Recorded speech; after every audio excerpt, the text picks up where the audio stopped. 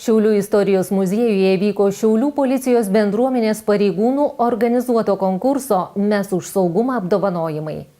Konkurse prevencinius video filmukus kūrė neįgalieji ir senjorai. Apie tai, kaip jiems sekėsi ir kas nugalėjo, kviečiame žiūrėti reportaže. Baigėsi Šiaulių policijos bendruomenės pareigūnų organizuotas konkursas Mes už saugumą. Video filmukai buvo keliami į Facebook paskyrą. Surinkę daugiausiai patiktukų, laimėjo prizinės vietas. Visi kiti dalyvavusieji gavo paskatinamosius prizus. Renginį vedė jaunieji policijos rėmėjai, o dalyviai varžėsi dėl 300, 200 ir 100 eurų dovanų čekių. Čia yra baigiamasis mūsų konkurso Mes už saugumą renginys. Šitas konkursas skirtas neįgaliesim ir vyresnio amžiaus žmonėm, kad įtraukti juos į prevenciją, į nusikaltimų ir teisės pažeidimų prevenciją. Jie kūrė prevencinius filmukus ir dėjom juos į Facebook paskyrą, kur rinko peržiūras, patinka ar komentarų skaičius ir pagal tai lėmė, kas nugalės. Tai šiais metais antrasis konkursas toks jau vyksta, susilaukė daug populiarumo ir pernai. Tai iš tikrųjų šiemet buvo temos apie smurtą, apie turtinius nusikaltimus ir pavojus elektroninėje erdvėje. Labai kūrybiškai, atsakingai, kruopščiai pažiūrėtai šitas konkursas buvo tikrai įdomus, tokie jautrus, aktualūs filmukai, paliečiantis skaudžias netgi temas. Konkursas taip pat skirtas gruodžio 3 dieną vyksiančiai neįgaliųjų dienai. Konkurse dalyvavo 7 įstaigos.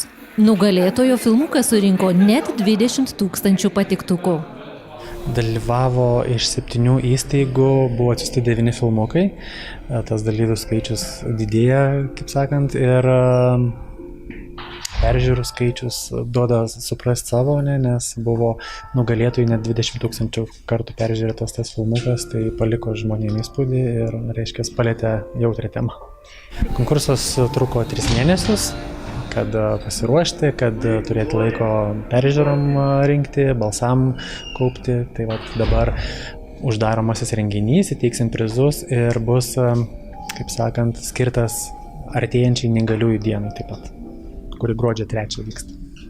Konkurse Mes už saugumą pirmąją vietą pelnė sulaukę daugiausiai patiktukų Šiaulių miesto savivaldybės globos namų stacionarios globos ir slaugos padalinio gyventojai. Jie sukūrė jautrų filmuką parodantį ir kitokias smurto formas prieš senyvo amžiaus ir neįgalius asmenis.